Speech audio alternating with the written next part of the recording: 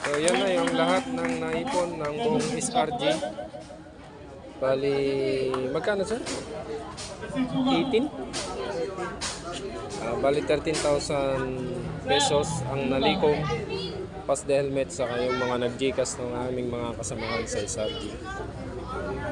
So ito iabot na dun sa may aming beneficiary yung nalikom na tulong. Yun siya.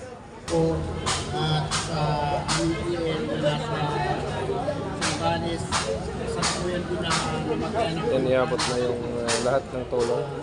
Maraming salamat po sa tulong na binigay nyo sa akin po sa suki.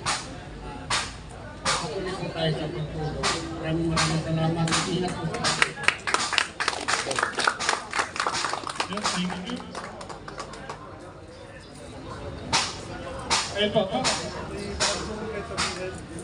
Yan ang masasabi ng aming beneficiary.